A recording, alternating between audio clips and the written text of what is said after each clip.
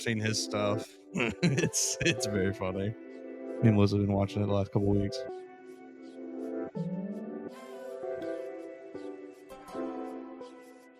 Yeah, Glow. This is the Joe Gaither Show When Williams on getting dealt yesterday, give us a BamaCentral.com. listen to talk about maybe. Oh yeah. We got plenty.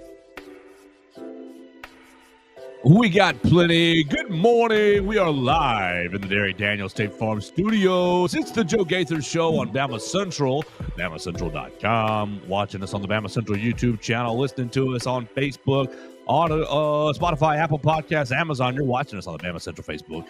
We are live in the Derek Daniels State Farm Studios, ready to talk about the college football playoff rankings, ready to talk about the LSU Tigers, maybe a few NFL trades yesterday, as it was deadline day, and everybody was busy yesterday. Even the Chicago Bears getting involved in some.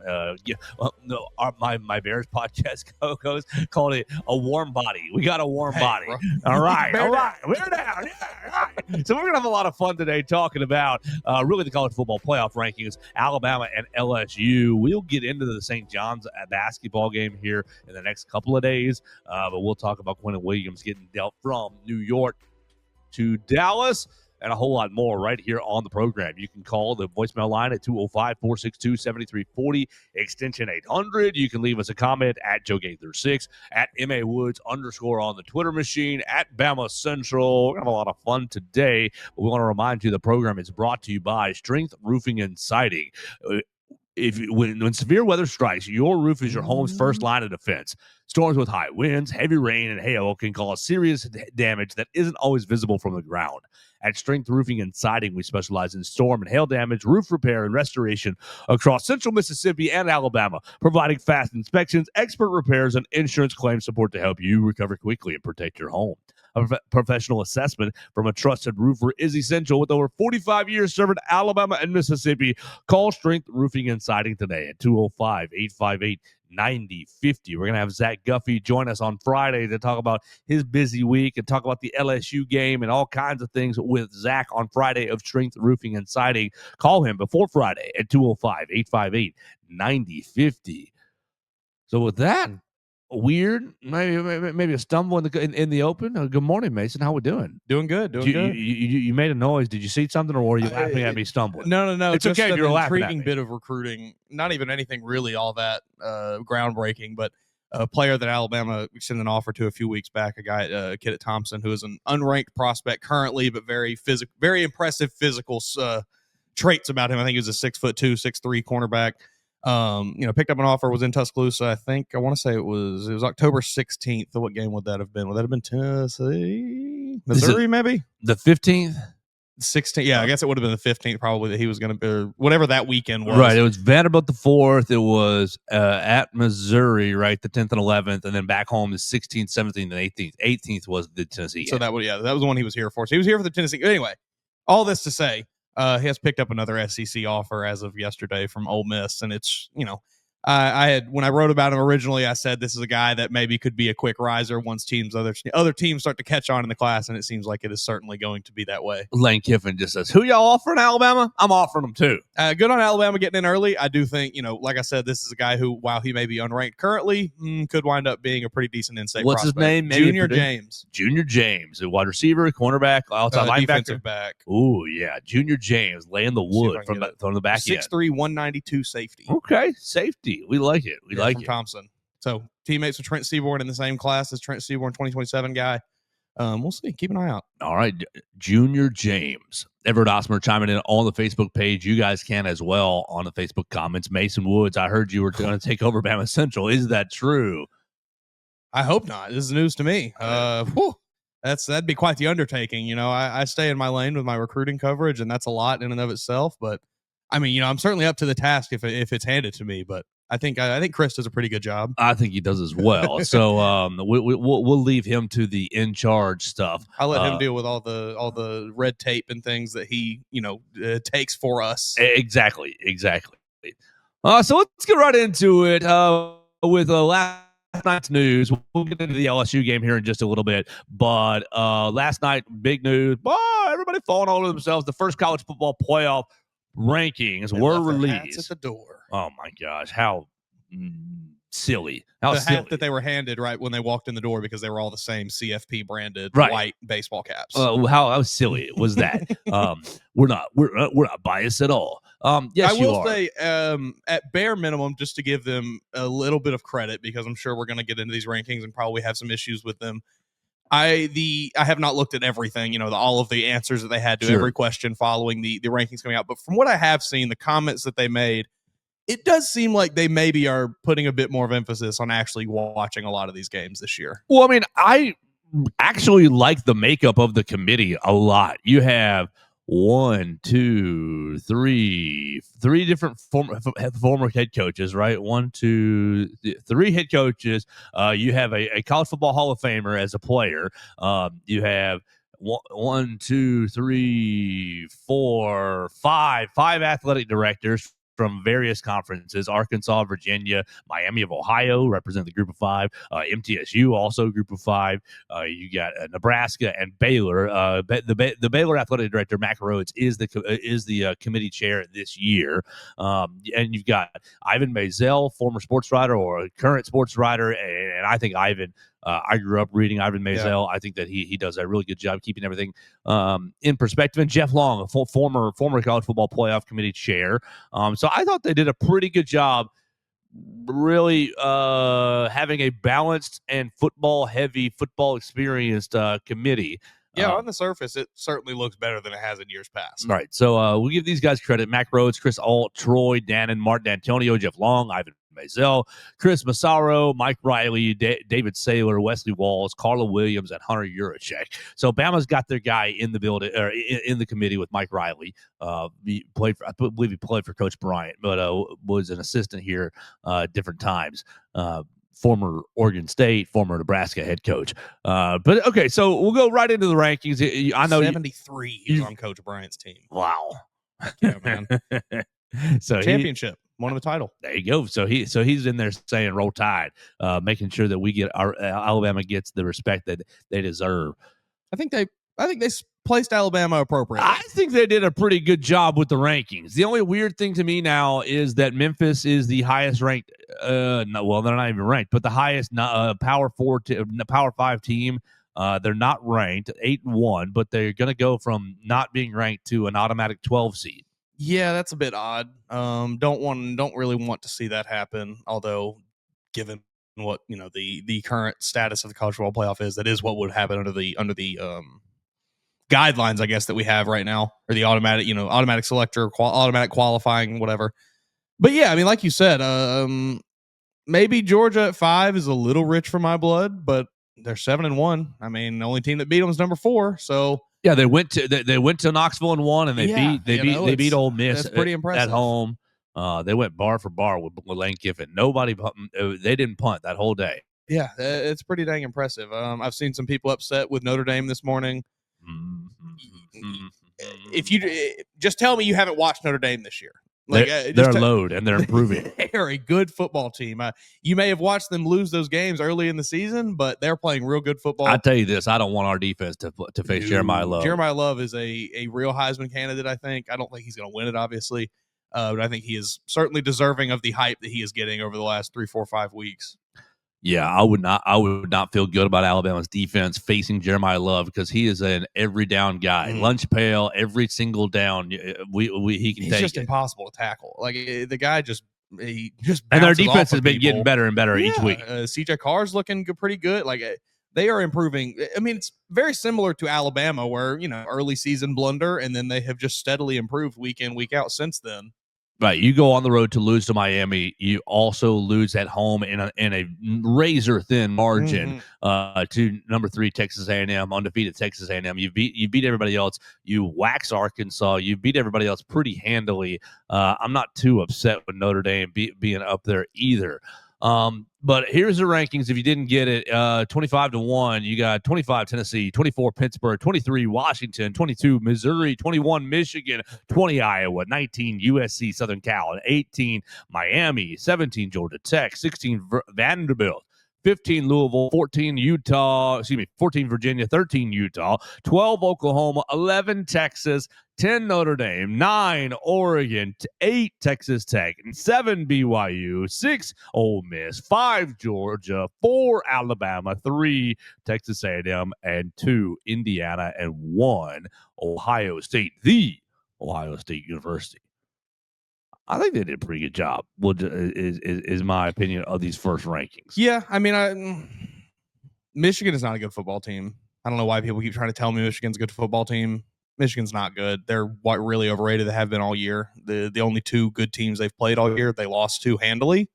So I will continue to bang that drum that Michigan is not actually good. But yeah, that's really the only glaring problem I have right here. I mean, sure, maybe people want to talk about Virginia, Louisville being as high as they are, but until somebody beats them, you got to put them there. I mean, they're 8-1, 7-1. They both got good ones. Louisville obviously beating Miami, and Virginia. Did they also beat Miami? I know they beat Florida State. Virginia beat Florida State. Virginia's wins are Coastal Carolina, William & Mary, Stanford, Florida State, Louisville, Washington State, North Carolina, and Cal. So I don't really see a good win. You're losing me a bit with that resume. I don't really see a good win on their schedule. I'll give you Louisville for that win over Miami. That's an impressive one. Yeah. Louisville has Eastern Kentucky, James Madison, Bowling Green, Pitt lost to Virginia. And okay, so that's their win, I guess. Right. At Miami, Boston College, and Virginia Tech. Did I not say that? Am I on the wrong sheet? Yeah, Louisville. They went Florida State, Louisville back to back. For Virginia beat them. Virginia beat Florida State and Louisville in back to back weeks. Georgia, I think Georgia's resume it speaks for itself at Tennessee and beating Ole Miss at home, just in an absolute shootout, and playing Alabama to a 3-point game. I think the top 10 is pretty good. Maybe we'll say top 12. The teams that would be in the playoff if the season ended today, I'm pretty happy with that. Notre Dame lost the first 2 games, then beat Purdue at Arkansas, beat Boise State, beat NC State, beat USC, and waxed Boston College. They're not down at Boston College. They're not down. They're not down. Y'all get out of here with all these down questions. If anybody wants to see a good rant, go check out. Just do a little name search for Bill O'Brien on Twitter. I wish that were Kim today. You'll find it. I wish that were Kim or Graham so bad. And Kim was texting us, "Oh, I'm glad it wasn't me. I wasn't there." And I'm like, Kim, that would have been so good for you. Coach, what's the message to the fans after you're 1-8? Kim, you come in here twice a week and you ask me these down questions. The best was, and I saw someone mention this on Twitter as well, but it's in the clip. For anyone that has not seen it yet, I'm sure many of you have, but it's about a minute long clip where Bill O'Brien goes off on this reporter. We're working. In my opinion, I don't think it's really as bad as people are making it out to be. The reporter asks him, hey, coach, I've talked to a lot of fans about this 1-8 season. Obviously, the fans are down right now. What's kind of the vibe in the building? What is anybody down? And he's like, you come in here only once a month and you ask these questions. No one's down. We're working hard. And, he goes off for 30, 40 seconds about it. And then just immediately. We're in the second year of our program. Quick turn. All right, Trevor, what you got next? Turns to the next reporter, and it's great. People are going to blow this up this week, I'm sure. Bill O'Brien probably is going to get fired, I would guess. No, I don't think so. I hope not. I do think you need to give him a little time, especially at a place like Boston College. What were your expectations going into this season anyway? 12-0 playoff. Yeah, ridiculous. But anyway, we can get back to the playoff now. That's a bit of a tangent. Yeah, just go search Bill O'Brien if you want to see a good coach rant today. Yeah, he lost his mind on a fella yesterday. I went out and said maybe if they weren't 1-8, he'd show up more than once a month. And somebody, isn't it his job to cover the team? I think this guy's a TV guy. That's what I saw. I think he's a play-by-play guy for the BC either radio network or maybe it was a TV guy. But I saw he's not like I'm writing stories about this team, 3, 4, 10 times a week, whatever it is. Yeah, so just a funny moment from Bill O'Brien. But I thought they did a fine job with these first playoff rankings. There's still so much to shake out that it doesn't really matter right now. You're going to have to get to the end of the year. Ohio State and Indiana are going to play each other in the Big Ten championship. If Alabama and Texas A&M handle their business, they're going to play each other in the SEC championship, and that'll shake some things out as well. Will BYU finish undefeated? Won't BYU and Texas Tech play each other in the Big 12 championship? That'll shake some things out as well. I think you've got a few more miles left to go before anybody overreacts to what the playoff committee did yesterday. How does this go? Okay, perfect. I've got the AP top 25 mirrored with the college football playoff ranking, and all right. You have Oregon at 6 in the AP, 9 in the playoff poll. Okay, Ole Miss at 7 in the AP, 6 in the playoff poll. BYU 8 in the AP, 7 in the poll. Texas Tech 9 in the AP, 8 in the poll. Like this is basically mirrored. All right, you keep going. Texas at 13 in the AP, 11. Like you're talking minuscule spots. You're not talking like they did anything dramatic, anything drastic. Vanderbilt 15 in the AP, 16 in the playoff poll. Georgia Tech lost down by 1 spot, 16 in the AP, 17 in the playoff poll.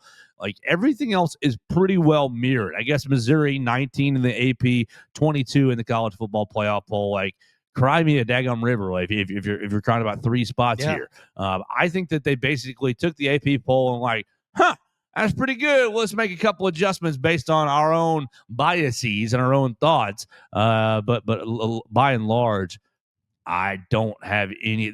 I don't see anything majorly controversial here. No, I don't really have a huge issue. I'm looking through here. I'm still some of these Big Ten teams, and this is probably my own SEC bias showing a bit, but like teams like Oregon. Yeah, Oregon doesn't have a really great. You don't have win. a good win. I think I was looking at a stat yesterday. The combined record of the teams that Oregon has beat this season is like 18-30. So you haven't really beat. You went in and got the big win at Happy Valley that we all thought was one of the greatest wins of the season, and then Penn State fell off a cliff, and they've been one of the worst teams in the country since, basically.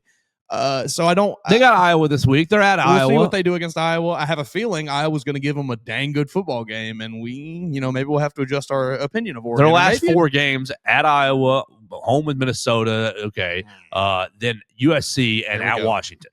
Okay, so you got 2, maybe 3 decent games in there, right? But yeah, I continue to not be sold. It's completely sold on Oregon as a contender because again, it's just the combined record of the teams you've actually beat this year is really underwhelming. But you could probably make that same argument for many of the teams up here. Oh, you got Texas Tech and BYU this week, so that's going to be a great game. So the BYU will have 1 loss and be, or Texas Tech will move to 2 losses. Everything's going to shake out a whole lot more. Yeah. I mean, it's the first playoff poll. Like you said, it is. This will look. What is it? It gets brought up every year. The very first college football playoff poll that ever came out wasn't Mississippi State number 1? I think they were. So like what it's going to change drastically, folks.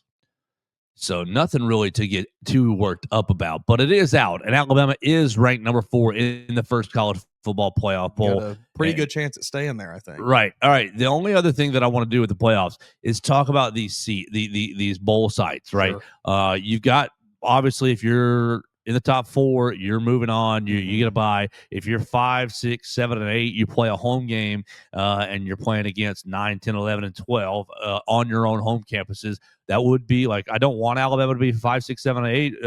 But man, the electricity in Tuscaloosa to host bring BYU over. Right, let's do that. Bring me Memphis. That would be bloodbath. That would be amazing. But yeah, the home playoff game would be just absurd. The next round, they basically allow I think they still do this. I'm pretty positive they still do it. They allow these 4 teams to pick their bowl site. So the bowl sites this year for the quarterfinals are Cotton Bowl in Dallas, Orange Bowl in Miami, Rose Bowl out in California, and Sugar Bowl down in New Orleans. What's Ohio State picking?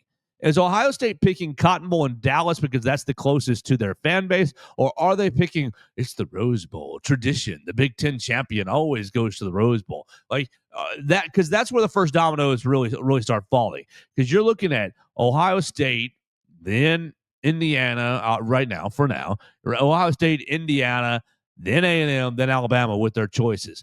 If you're Alabama, you are praying everybody else leaves you New Orleans. Mm-hmm. Right? Yeah. Ohio State, please pick the Rose Bowl. Indiana, you can have the Cotton Bowl. Texas A&M, I guess you would probably pick the New Orleans, and Alabama would be going to Miami for the Orange Bowl. I think Ohio State definitely is picking Cotton Bowl. And Dallas is where they beat Oregon in 2015. Okay. You got good juju in that building. I don't know I don't even remember where last year's was, but I would imagine they picked that because, I mean, also, like you said, it's the closest option they can give for their fans. Not like Ohio State fans are not going to travel regardless of where they go, but might as well make it a little easier if you can. So as you're angling through November, if Alabama can keep handling its business, you are hoping to win that SEC title game so that you can jump Texas A&M, and because I think if the Cotton Bowl's taken, and there's Texas A&M's first choice gone, right? And then A&M would probably rather go to New Orleans over. Would they rather go to New Orleans or the Rose Bowl? I think you kind of splitting hairs there, but probably New Orleans. Probably. And I that imagine there's more Texas A&M fans on the eastern part of the Right, country. You know? Right. And so I think that you're hoping how this shakes out is you can beat whoever you need to beat so that you can have second pick. And even look, I think if you have first pick Alabama, if you're number one, then you're taking New Orleans right off the bat. Bingo. And we're just driving 7-8 hours down to that's easy money. down to Bourbon Street and saying, whoop, you've whoop. had a pretty good time down there. Right. January 1st, New Year's in New Orleans. Oh boy. Yeah, no, I love that. I mean, obviously you don't want to do this, but would you almost rather, if you find I guess if you lose Texas A&M, it's not going to matter because you are going to be out of that top four. So right. But you're probably going to end up 5 or 6. You almost want that 5 or 6 spot so you get a pretty favorable home playoff matchup. And you might, because look at Georgia in the 5 seed. Georgia, the 5 seed, you're welcoming Memphis in Athens. That's a tune-up game. Right. They've got their first, like, decent, I guess it's December. They're out of the SEC championship, so that's the first week, and then and then they get December 12 or whatever. Let me scroll down. The 6th is the SEC championship, and then they get the 13th off because everybody gets the 13th off. We're giving out. We're watching Army Navy, or we're giving a Heisman Trophy out. One or the other. Yeah, we're giving a Heisman Trophy out on the 13th. A Heisman Trophy. That's right. And then the next playoff round is the 19th and 20th. So you got 2 weeks off, and you're welcoming Memphis, and you get to smash Memphis, and then go to whatever fun bowl game that you get. I mean, I know that a bye week is great, and it's awesome to have the time to rest, but I don't know, man. There's a lot of juice that comes with winning a home playoff game, I imagine. Ohio State did last year. They shut it down on Tennessee. They took Tennessee behind the woodshed and said, bend over, baby, and they gave it to them. So Ole Miss, the 6th seed, is welcoming Virginia right now. The playoff ended today. You bring up Ole Miss right there. Have you seen the new stadium tradition that they've begun to adopt? Hotty toddy gotchamati. What the heck are they doing? Well, they'd like to make it very clear that they do not condone artificial noisemakers in Vaught Hemingway Stadium. Sure. However, if you are a fan in attendance of an Ole Miss game, a lot of them now are taking their belts out of their pants and smacking the belts on the seats. And they posted a video and you could hear it. Just the thousands of them. Thousands. I love it. Wow. Belt to you know what. Wow. I love that. I'll have to look that up. That's got to be intimidating. You just hear it. Smack. Thousands of people. Oh, it was a great video. Okay. And everybody's clapping their belts, pop, pop. It was good. And so if you're an Alabama fan, if you are able to win the Sugar Bowl, your next destination, you come on, let's make it happen. Peach Bowl in Atlanta instead of the Fiesta Bowl. East. Right? You don't want to go to the Fiesta. I mean, you'll handle your business wherever you need to go. But like the travel could set up really, really nicely for Alabama fans this year. Sugar Bowl in New Orleans. Then next week, Atlanta for Friday night in Atlanta to play the Peach Bowl. And then, of course, the championship Monday, January 19th, down in Miami. So that will be like Miami's a little bit of a drive, but all those sites are really, really accessible for Alabama fans. For an Alabama fan base that hasn't been in the playoff since Coach Saban retired, losing to Michigan in the Rose Bowl, like you thought you were going to be Coach DeBoer, you're going to keep us going. You got a year off to save all your money, right? You got a year off. Alabama went to whatever bad bowl game, Outback Bowl, right, against Michigan. Yeah, that's right. VRBO, whatever bowl game in Florida, Capital One Bowl, whatever it was. Michigan with 25% of their starters actually active in that game, and didn't even show up really. That was a tough week of the show having to talk about that game. Yeah, didn't even show up at all. And so you save all your money. Yeah. Next, you can go to New Orleans for New Year's, Atlanta on Friday night. You can drive back Saturday, like late Friday night, and you'll be back in your beds. Yeah, sleep in Saturday that next day. It's fine. It could set up very well. I mean, we talked about it yesterday. Like the whole blueprint here, it looks good.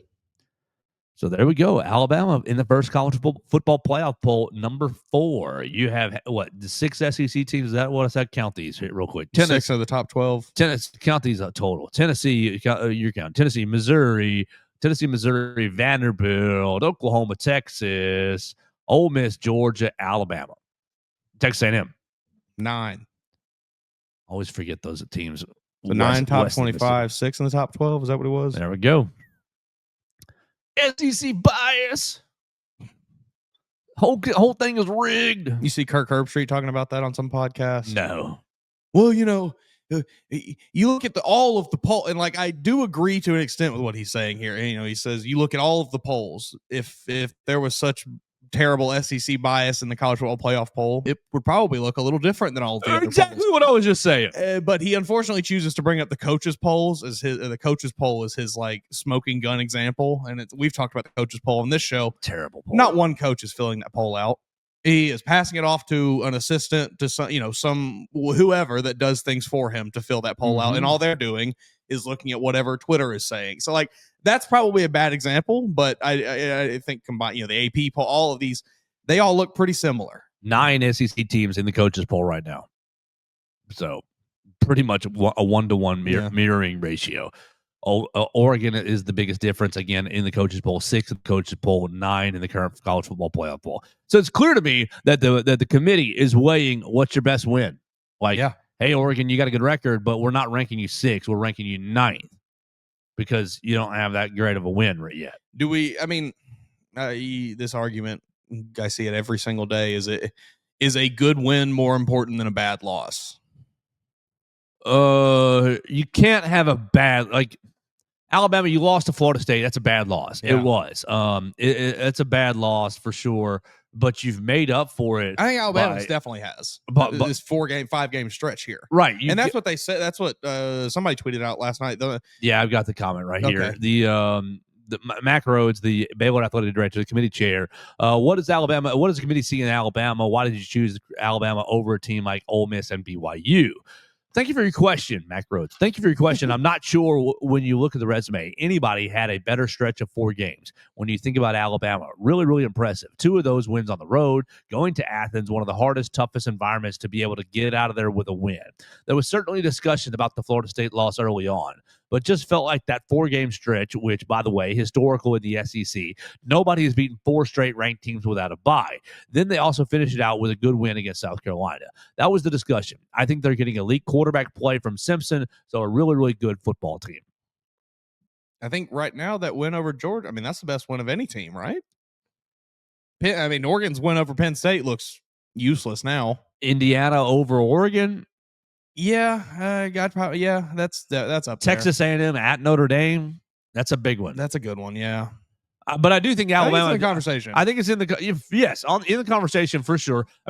Indiana goes to Oregon. Yeah. Texas A&M goes to Notre Dame. Alabama goes to Georgia. Those are probably my 3 biggest wins of the year, and I don't care which one you're picking. I won't argue with you. I'd probably get down with that. But it's interesting. Ohio State beating Texas. Come on, hook 'em, baby. We'll see. It's getting there. It's looking better. But all of this is just a waiting game to see who gets to get slaughtered by Ohio State. That's in exactly Miami. Right. Unfortunately, let's be some realists for just a second.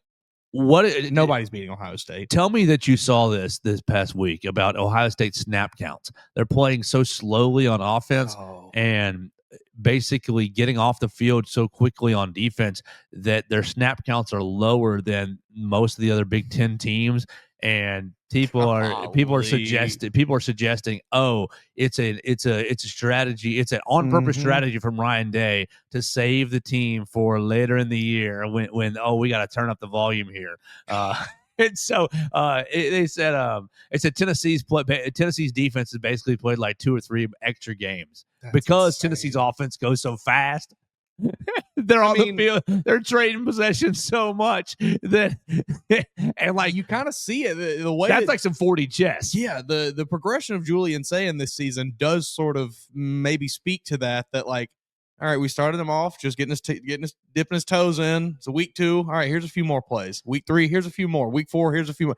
And by the end of the season, he's got the entire offensive playbook at his helm, and he can just dot him up. Former Joe Gaither Show 2-time guest. They're so good, man. I think college football's only hope is Matt Patricia getting hired somewhere else, because that man is throwing very high-level NFL defenses at kids that are going to be accountants in 3 years, and like, what are we doing? Obviously, some of them giving up 7 points against Texas. Obviously, crazy. 0 against Grambling, 9 against Ohio, 6 at Washington. Minnesota scored 3. Illinois scored 16. Wisconsin 0. Wisconsin is so damn bad. And Penn State scored 14.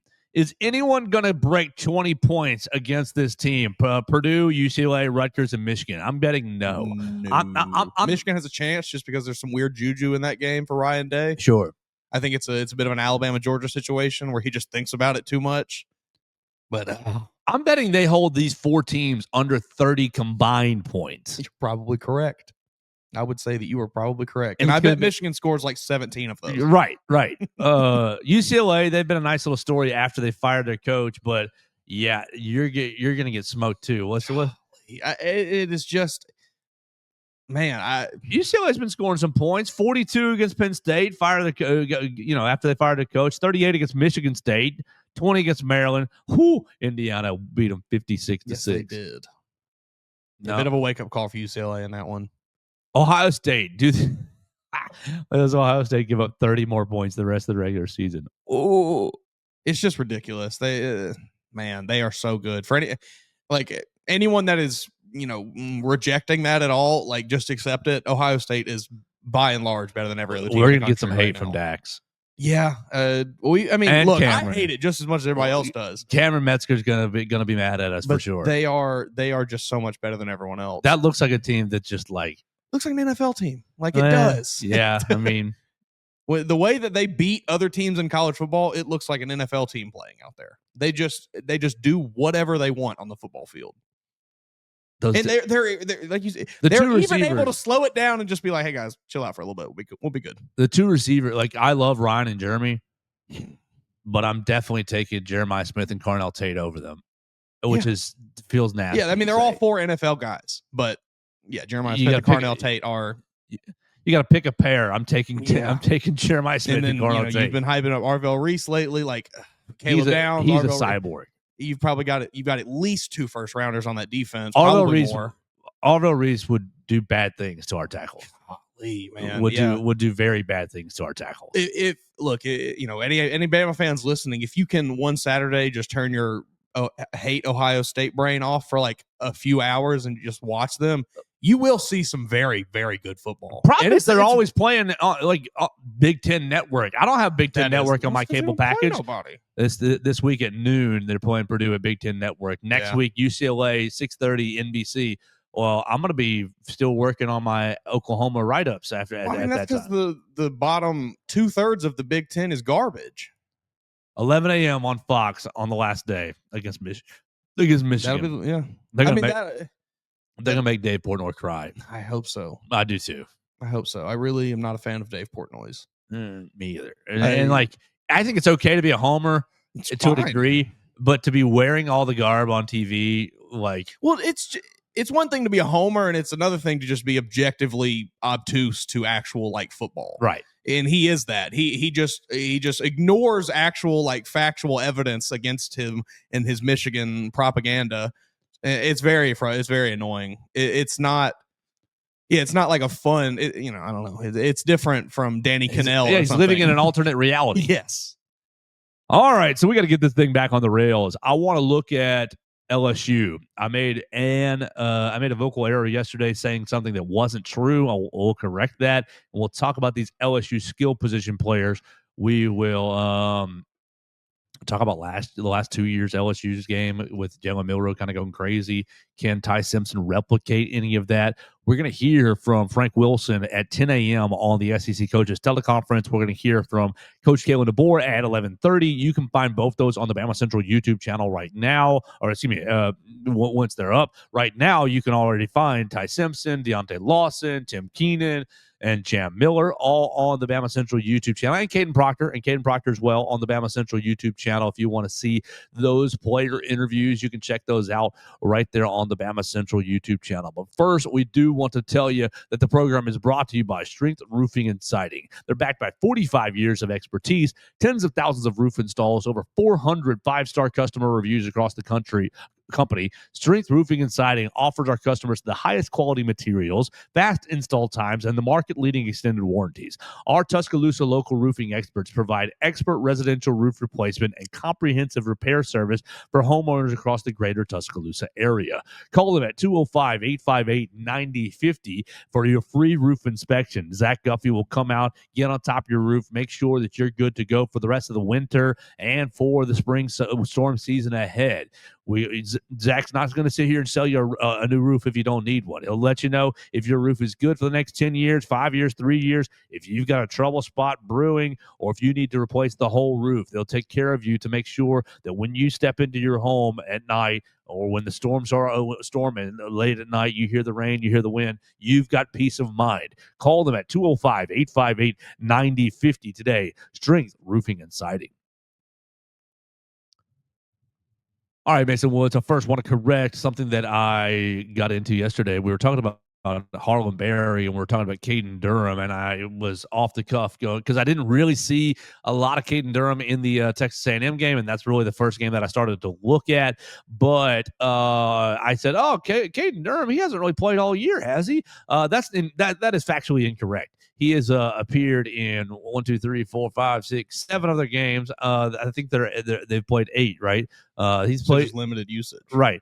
He's got 79 carries, the most on the team, 378 yards, and 2 touchdowns. So really has struggled, averaging 4.8 yards per carry, but really, I mean, 6.2 against Florida. But I mean, 8 games into the season, you only have 79 carries. Like, you're not the feature guy, right? We're not running the rock very too much. You had you have Harlan Berry with 46 carries, Jojuan Johnson with 28, Nussmeier 27. I'm sure sack yardage is accounted for in that. Xavier Thomas with 15, Michael Van Buren as your dual threat quarterback with 9, Caleb Jackson with 7, and so on and so forth. They're really only running the ball 850 yards this season as a team. 850 yards in 8 games. So not good offensively. You look at their offense, they're averaging offense rushing 100 yards per game, which we've talked about Alabama against Power 4 opponents being at 108. Well, they've also played, Southeast Louisiana and just not good. It's 106 yards against maybe not the best competition always. Obviously, Texas A&M is going to hold them down. Clemson's defense was pretty decent, but they got Louisiana Tech and Southeast Louisiana on their radar. Florida got after them as well on the ground. So not a great rushing offense. I wanted to correct that the Caden Durham usage for anybody that listens to the show religiously and heard that and either thought he's a fool or you took that as gospel. Let's correct that. But what I wanted to talk about is Deontay Lawson's comment. This is the best skill position group we have faced all year. Is that accurate? I mean, I think it might be. I do think it might be, but who else is it? Georgia was good. Yeah, Georgia, Zachariah Branch stands alone, in my opinion. Zachariah Branch and Nate Frazier are a pretty daggum good combo. Sure. But I do think it's kind of Zachariah Branch and everybody else. Tennessee. Yeah. Tennessee with Chris Brazel Brazel, and Deshaun Bishop and then you had Kitzelman playing tight end, who was fine but steady, right? Yeah. You've got South Carolina, she'll face on Nick Harbor, and I would almost even say Lenore Sellers is a skill position player in and of himself. But I mean, we talked about Nick Harbor. Like, Nick Harbor does one thing good. He flew down the field and caught a big pass. Sure, but he is not a versatile weapon for that offense. Barry and Brown, Aaron Anderson, and Tre'Davious Green are kind of the three guys, and obviously Xavier Thomas as well. Xavier Thomas kind of like their little X factor with running and receiving. Xavier Thomas, 15 carries, 20 receptions. He has 360 yards from scrimmage and 3 touchdowns. I'm concerned about Tre'Davious Green. Yeah. The tight end, 21 receptions, 264 and 4 touchdowns. Red zone monster. I'm a little concerned about Aaron Anderson. My major concern is, we talked about it yesterday, the RPO game, but it's playing out on the edges. If you're just throwing the ball, even if it's not just an RPO, if it's called screen, if it's just call a swing pass, call screen, will Dijon Lee's, I think Bray Hubbard. I think Bray Hubbard's pretty good going side to side. Right. Bray Hubbard's going to play the edges pretty well. And Dijon Lee's going to try to, I think. He'll get his head in there. Right. I think this might be a Deshaun Jones game as well, because I think Deshaun Jones is pretty physical out there. Unfortunately, a game you will be without Dre Kirkpatrick Jr. Not that he's a huge impactful guy this season, but he is one of those where it's like, this would be an area you'd like him. Yes, this is a game where you'd maybe like to see him, have him out there to lay some hits. I mean, Morgan. It's going to be a big Red Morgan game. Love to see Red Morgan out there. He just gets me fired up. And Deontay said number 4, which is Nick Anderson. What's he done this year? Nick Anderson. Did he transfer from Oklahoma? 10 receptions, 74 yards, and 2 touchdowns. Deontay said number 4 is a sneaky one. He did transfer from Oklahoma. So how are we feeling about this on a Wednesday? We're going to talk to the coaches here in just a little bit. You looking at the line? Alabama is favored by 9.5. Over under is 50. It opened at 10.5, so it's got bet down by 1 point. 9.5. I like that number, and I like Alabama on that number right there. But I think it's going to be one of those, like, first 2.5 quarters into the third quarter. LSU's hanging around, and then does Garrett Nussmeier throw a bad interception, or is it we've gone 3 and out, and it starts stacking on us? I think Alabama is going to be able to pull away in the fourth quarter and take care of it. It's going to be pretty close to 2 years ago. Was that 2023, where it was close until Jaden Daniels got knocked out of the game, LSU Alabama. And I'm not hoping or saying that 31-10 or something like that. 42-28 2 years ago in Tuscaloosa. But it was on the closer end, scoring plays. Yeah, it was on the closer end for a while. It was 28-all. LSU took a 28-21 lead in the third quarter. Josh Williams 2-yard rush. Then Roydale scored a 16-yard run to tie it, and Jalen Milroe scored an 11-yard run to take it 28-35. And then Jace put it to bed with a 10-yard rush as well. Dallas Turner ended up concussing Jaden Daniels, and their offense went into the toilet. I can, and Garrett Nussmeier played in this game after. Went 5 of 10, 53 yards. You mentioned Garrett Nussmeier maybe being the catalyst for a snowball effect happening in the second half there, and I can almost just see it perfectly lining. LSU takes like a 17-14 lead into half. They're getting the ball or something, and then opening drive of the second half, here comes a pick six, and then Alabama just rolls from there. It's like almost I can just see the whole thing playing out in my head. Now, that probably won't happen because, of course, when I make predictions, they very rarely do come true. But I do agree with you where I think it could maybe be a little close for a bit up until the point where Garrett Nussmeier maybe makes a bad mistake, turns the ball over, maybe LSU's offense fumbles, something like that to kind of start the snowball. And then, once Alabama goes up from there, it's kind of hard to claw yourself back in. How many sacks for Yancey Pierre against this offensive line? Because the offensive line is on the edges, young, but talented, but just inconsistent. On paper, talented, sure. It's super inconsistent. Yeah. I didn't want to say bad, but super inconsistent. You're playing let's see, Weston Davis, redshirt freshman at right tackle, and you're playing Cohen Eccles, redshirt freshman at left guard. You're playing Tyree Adams, redshirt sophomore at left tackle. Like, I think you're fairly younger on the offensive line than you'd like. Garrett Nussmeier's thrown 5 interceptions this year, threw 2 against South Carolina, and then 1 against Ole Miss and 1 against Florida, and we don't care about the one that you threw against Louisiana Tech. But protected the ball decently. I mean, pretty well against Clemson. 73% completion. But that was when they were still. That was when we all thought LSU was still good, and they Clemson. thought they were still good. Right. Like, I know that's a weird kind of like we can't quantify that sort of thing, but that is a real, I think, the mental aspect of this team, where you go from being a preseason, oh, this could be a championship contender, and you come out hot week 1, you get your big week 1 win finally, but like, it's just kind of slowly fallen off since then. Like, Garrett Nussmeier is not the same quarterback in week 9 that he was in week 1. Yeah. Mentally. Against Texas A&M, yards per attempt, 4.8 yards per attempt. Not good. And that's obviously the lowest of the season. He ended up with 8.8 against Southeast Louisiana. How many times did they sack him? Do we have that? Yeah, I can find that pretty quickly. I got to find which tab. He's been sacked 14 times this season. Basically, all my tabs are spider webs. I've got his game log pulled up here. Texas A&M sacked him on the box score 5 times. Yeah.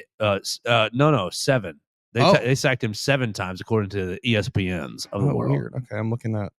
Okay. DJ Hicks 1.5, Marco Jones half, that's 2, Scooby Williams 2, that's 4, DJ Searcy 2, that's 6. Did any other quarterbacks play that day? Maybe that's where I'm looking at the wrong category. 1.5, 3, 4, 5, 6, 7. Yeah, Cassius Howell 2, Jordan Lockhart 1. So 7 sacks on the day for the A&M Aggies, and like.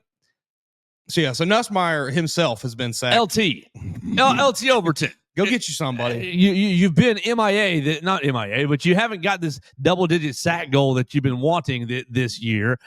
This will be a great time to stack up a few. You go get you 3 on Saturday. Like, you're back on track. You're back on track. Let's see, LT this season defense sacks. LT has 3. You get 3 this weekend, you're at 6. You're right back on you track. Can get you 2 against Eastern Illinois, 1 against Oklahoma, 1 against Auburn, and you're there. Yeah, you're right there. I mean, this should look like a Zach Mettenberger crawling himself to the 50-yard line to, will himself off of the turf after being sacked for the 4th time in a row. Like, this should be one of those performances for the Alabama defense. How concerned are you on Kane Womack just going red, just seeing red and blitz, just to be honest, I'm not that concerned, because like, I don't think Garrett Nussmeier is really a quarterback that's going to wiggle his way out of a ton of those and make these like super electrifying athletic plays where he's rolling out and spinning. And, like if you get 2 or 3 guys barreling down on Garrett, he's going down. He's not gonna juke 2 guys out. You don't think he's just gonna whip the ball out, Trades Green, little 2-yard out route from the tight end. Aaron Anderson, little inside drag route from outside in. It's possible, and just be whipping it out. But he also might just throw a pick there. Last year, that was my big concern, or that was not my big concern. That my big critique on Garrett Nussmeier was, I thought that when you showed him something pre-snap, if you stayed in it, then he was able to. Looks like cover 2. My cover 2 beaters over here. Yeah. Snap. Oh, pressure. I'm still beating it because I know the answer here. Mm-hmm. But looks like cover 2. Snap. Pressure. Oh, it's cover 3. Well, I've already thrown it too late. The picture's changed into somebody else's hands. Yeah. I think we could see that. I mean, in this game, he's been better this year than he was last season. Yeah. What was he? 29 touchdowns to 12 interceptions last year. And I wonder if the bye week is really. I wonder if the bye. I'm sorry. No. If the bye, he suffered a little preseason knee, not big injury, but strain or something.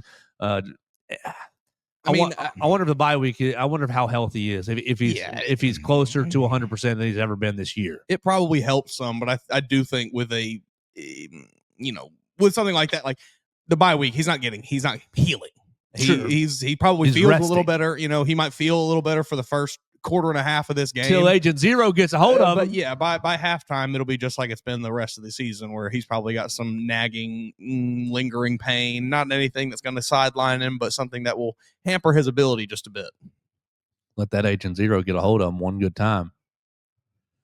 Ooh, man, he's struggling. Just statistically, struggling this year. 6.8 yards averaged, 6.8 yards per attempt this whole season. Only 12 touchdowns to 5. He had a good season last year. 29 touchdowns. I mean, over 4,000 yards. Completed almost over 64% of his passes. Struggling a little bit this year. That offense has been anemic. Yeah, a little better completion percentage, Yeah. but lower touchdown rate. He's not even going to come close. Way in yards. lower touchdown rate. Way lower yards per attempt. His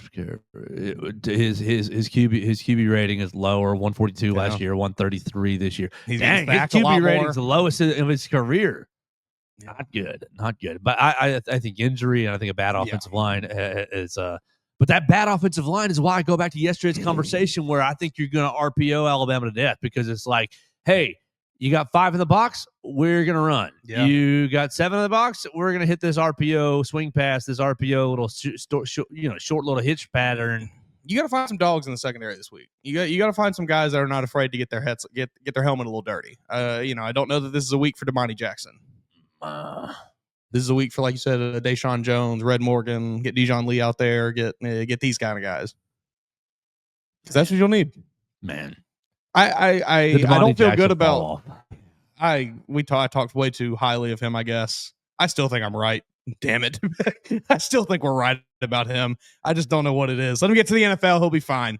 But like going back to this game, the point spread there, like I don't like the 10.5, but I like it at 9.5. I can certainly see a 10-point win for Alabama. You going, aren't you? You got good seats. Didn't you tell me that? I will be there, yeah. They're pretty good seats. You and your buddies ended up with some premium seating? Yeah. I'm excited. I hope it's a good game. Not too good. So are you going to stand the whole time? Very likely, yeah. Make the people behind you mad? Probably purchase me some $15 beers. Oh yeah. Maybe we'll get Alabama moving up that national ranking for what did you see? Alcohol revenue. Go take. Do you have that pulled up? I can find it really quick. It's from this guy on Twitter, Matt Brown, who what does he write? He writes for Extra Points. Let's see.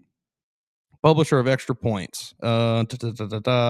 Newsletter for off-field stuff in college sports. So I originally found this guy doing reporting for the EA college football game, however long ago now, and have just kind of followed him since. But this week did a deep dive. He did a deep dive into the alcohol revenue data for, I guess, every team across the country. At least this looks like even outside of the Power Four as well.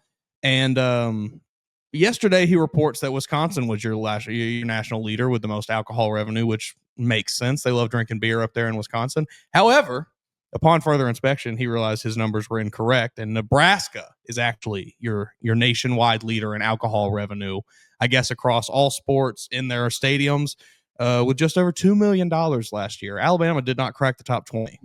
I bet you if you made those beers $6, they would. I bet they would too. Instead of 14. Is Coastal Carolina on here? Tennessee was second, in a pretty distant second with 1.6 million, but second nonetheless. LSU third. Alabama's got to get their numbers up. Kentucky down here too with just under 1 million. Too many boomers in the stadium. And those are only Kentucky, LSU, and Tennessee. Those are our that's our SEC representation in the alcohol revenue top 20. All right, so let's finish this up by looking at Hunter DeCyver's piece this morning on BamaCentral.com, writing about Alabama players opening up about the struggles with the run game. Ty Simpson talked about it yesterday, that there was going to be some new run game concepts. I think he was a little annoyed when I out and out asked him, so we're going to see some new run concepts this week? And it was, yeah, we're going to see some new run concepts. We're going to see some new pass concepts also. I think that he was ready to wrap up the press conference right after that, to be honest with you, which is fine. It's okay. He probably, he just didn't expect anybody to ask it, probably. Right. Because somebody else asked about just Ryan Grubb's comments of we've got to get people fired up to run the ball. He goes, what does that look like? Getting people fired up to run the ball. That's an easier answer to give some coach speak to, or an easier question. So let's look at these Power 4 games. Alabama against Florida State, 87, Wisconsin, 72, Georgia, 117, Vanderbilt, 146, Missouri, 125, Tennessee, 142, South Carolina, 72. Mason Woods, I'm going to pull up how many yards per game LSU has been giving up, Team Stats Football. What is going to be the rushing yard number for Alabama? You just read the Power 4 numbers. LSU is allowing the 10th most rushing yards in the conference at 134.75. So one more time, they're giving up 134 per game. Mm-hmm. Alabama, the last handful of Power 4 opponents, 87, 72, 117, 146, 125, 142, and 72. Where will this number be? Will it be over, under 120? Under. I think they get over 100, but I'm not going to give them over 120. I'm in that, I'm somewhere between 105 and 115. Yeah, and the running backs get 65, and it's Jeremy Bernard on Jeremy a big with play. about 25 on one explosive. Ryan with a big play. Yeah, I think Caden that Proctor with 4. That 115 is with 2 explosives in there. Of 25 or more probably. Ugh! Eyeball bleeding football. You can't run the football.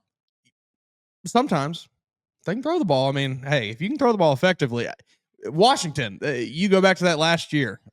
That was one of the most fun football teams I've ever seen in my life. The way that they were able to move the ball with Michael Penix just slinging it to Jalen Polk, Rome Odunze, and I can't remember the third guy now. I'm blanking on his name. But regardless, you had 3 NFL receivers on that offense and an NFL quarterback. And they said, man, we don't need to run the damn ball. We'll just keep throwing it. It's if you make that happen, it is a beautiful thing to watch. It's just hard to do. You need special kind of players. I think Ty can do it. And I think they tried to do that a little bit against South Carolina, where they were pushing the ball downfield a lot more than we've seen this season. You just couldn't really connect. Maybe one more week. You got a bye week, obviously, to work and get as many reps as you possibly can with these receivers. I am optimistic that we will maybe see some of those connections actually work this week. 2 years ago, Jalen Milroe, 20 carries, 155, and 4 touchdowns against the LSU Tigers. Last year against the LSU touchdowns, Jalen Milroe, 12 carries, 185, and 4 touchdowns. Does Ty Simpson just channel his inner game? I mean, Ty can move. Does Ty Simpson go over 65 yards? Go over 55 yards? No. 45. 30. I'd give him 35. I'd set his line at 35. 2 rushing touchdowns? 1? 1. Oh, my. Ty, break them legs out, young man. He don't need to. He can throw the ball. Break them. Just let them play man coverage. Let them run them all off and just scooch on out there for 15, 20 yards. Slide and then do it again. He'll do that twice. Slide and then do it again. He'll do it once to get a crucial third down, a 3rd and 9, and then again to get a touchdown. They play a lot of cover 1. I think we'll see Ty's legs. I just don't think it's going to be anything close. I mean, obviously, you're being, a little bit. I'm just looking at areas that this defense has struggled with. What did Marcel Reed get? I don't think you're being exactly serious when you ask if Ty Simpson is going to match Jalen Milroe's rushing numbers. No, obviously he's not going to. Marcel Reed 2 weeks ago. Yeah, 13 carries, 108, and 2 touchdowns. Also, a bit closer to Jalen Milroe than Ty Simpson is. But Ty can move. Ty can. He is not outrunning anybody on that football field. Unless he's a 300-pound defensive lineman. Okay, yeah, sure. He's not out, he can maybe juke. He can get 10, 15 yards. Make one guy miss in the second. Make a linebacker miss. Then you're gonna go tackle by a safety. But he's not outrunning anybody like Jalen Milroe was, where he's just streaking down the sideline and nobody can catch him. Marcel Reed can do that too. Ty's good. He can move, but he's not going to just beat anybody with his legs like that. I would think 30 to 40 yards for Ty in this game, probably on the ground. And they'll be big. They'll all be, 10 to 15-yard runs. Lenoris, 22 carries, 19 yards for South Carolina. That's How why many times he gets sacked that game, too, though? College, I hate that they do that with college football. The whole, sack yardage thing, it's just so dumb. Let's see a couple more quarterbacks. Ole Miss, let's see with Trinidad and DJ Lagway. And I guess he's closer to Cade Klubnik than anything else. That'd probably be the comparison. Let's see. Ole Miss, Trinidad, 14 carries, 71 yards, no touchdowns. Good. Yeah, come on. He can do that. I just don't Ty's not carrying the ball 14 times. DJ Lagway, 9 carries, 19 yards. That seems not 19 yards, but 9 carries. That seems closer to where I'm thinking. Cade Klubnik, 8 carries, 1 yard. And then of course, Diego, I love you. Diego Pavia, 17 carries, 86 yards, and 2 touchdowns. Yeah, we're not getting that from Ty. Ty's not going to run the ball 17. If he's not going to run the ball 12 or more times this game. I think you get 7 carries from Ty max. So 42.5 yards over under. I'd probably take the under, but we're close. Yeah, I think that's. Do I need to go lower to put you in more of a bind? Like how much lower? 38. I think 38. I might be hitting that over. You're just playing on the fence. I'm trying to find your gray area. Yeah, I'm between like 35 and 40, right in there probably. That's where I think he winds up. 2 touchdowns. That's on 6-7 carries. Red zone master. I hate it. I didn't mean to do it. I'll have to send that to Will Miller. He'll lose his brain. Will Miller loves that. I hate that I have to even think about it now when I talk. I don't think about it because I don't follow those trends. That's true. I shouldn't think about it. I saw a video of I don't even know what it was, some NBA game, I think, or maybe a college basketball game even. A bunch of young children had been invited to attend the game, and they were filling a whole section of it looked like an entire middle school or something. It was a ton of kids. And 66, guy steps up for a free throw, 67. The roof fell off the place. It was insane. I've never heard so many 12-year-olds screaming. They were doing the commercials on CBS this week. The NFL, they had it's ruined now. Was it Jim Nance or somebody that's on the 6-7? Yeah, it's ruined now. As soon as brands find out about it, everything is ruined. Right. Really, it's before that, but that's a different conversation. All right, so we got to get out of here for the day. Mason, you got anything else left on this LSU game or anything left on your bone today? No, I don't think so. I think I don't know if we mentioned LSU did officially make Verge Osbury their, I think, permanent AD. So a touch of alignment there in Baton Rouge potentially. Maybe that'll help out with their coaching search. Nice. I still don't think that. I think that just the situation there, they've kind of talked themselves out of maybe being up for these top candidates, but we'll see. We're going to go talk to the SEC coaches on the teleconference call. Frank Wilson is up first at 10 a.m. and Kalen DeBoer at 11:30. I think I'm going to ask Frank Wilson about Ty Simpson and then ask Coach DeBoer about Garrett Nussmeier and try to do a little dueling quarterbacks piece. And that'll do it for us today. We want to thank Strength Roofing and Siding for sponsoring the program. Call them at 205-858-9050. Zach Guffey's going to join us on Friday. We want to thank Derek Daniel for sponsoring the program. Call Derek for all your insurance needs at 205-758-3391. Was that old man worth it? Or just real quick before we get out, there is a kid that is about to break Derrick Henry's high school rushing record, and that's insane. I never thought we'd see the day. A kid named Miles McLaughlin in, I think Illinois, Indiana. Yeah, one of those two. Just go check out his Max Prep page. You can see his game log. He's averaging like 400 yards a game. It's insane. He needs, I think, to average 280 over the last 4 games of the season or something like that, or through the playoffs or whatever, but we'll see if he does it. It's a cool story. Good luck to you, Miles. We'll see if you can break King Henry's record. Never thought we'd see that day. We'll talk to you tomorrow. We'll talk more Alabama LSU. It'll be more in-depth than we did today. We did okay. We did about a B- today on LSU. Maybe I could push for a B, but tomorrow we will have a lot more LSU conversation. And then we'll have Football Friday. We'll combine Football Friday with St. John's basketball. St. John's Red Storm on Saturday at 11 a.m. I cannot wait to see Alabama in Madison Square Garden. It's going to be a great rest of the week. We appreciate everybody watching the show, sharing the show with a friend, rating, reviewing the show on Spotify, Apple Podcasts, and Amazon. We'll talk to you tomorrow on the Joe Gaither Show on Bama Central, BamaCentral.com. Thanks for joining us on today's edition of the Joe Gaither Show on Bama Central. Keep up with Joe on all his social media pages at Joe Gaither6. Subscribe, rate, and review the show on Spotify and Apple Podcasts, and be sure to read us daily at BamaCentral.com.